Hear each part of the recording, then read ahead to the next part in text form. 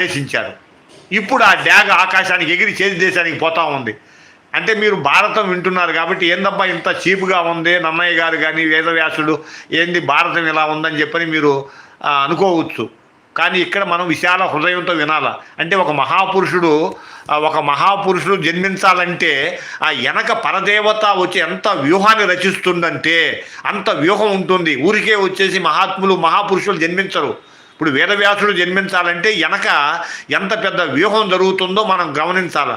అందువల్ల మనం విశాల హృదయంతో మనం వినాలా.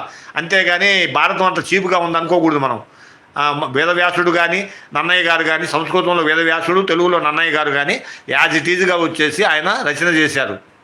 ఇప్పుడు ఆ డ్యాగ ఆ వసువు వీర్యాన్ని అది మెడలో కట్టుకొని పోతా ఉంటే ఆ ఎదురుగా ఇంకొక డ్యాగ వస్తుంది. ఈ డ్యాగ మెడలో ఉండే పొట్లం చూసి అదేదో మాంసం ముద్దనుకొని ఆ డ్యాగ ఈ డ్యాగతో పోట్లాడింది. ఆ రెండు డ్యాగలు పోట్లాడే క్రమంలో ఏమైందంటే ఆకు డొప్ప చిరిగి దాంట్లో ఉండే వసువు వీర్యం 2 బిందువులుగా కింద ఒక సరోవరంలో పడింది. ఆ సరోవరంలో అద్రిక అని ఒక శాప ఉండేది. అద్రిక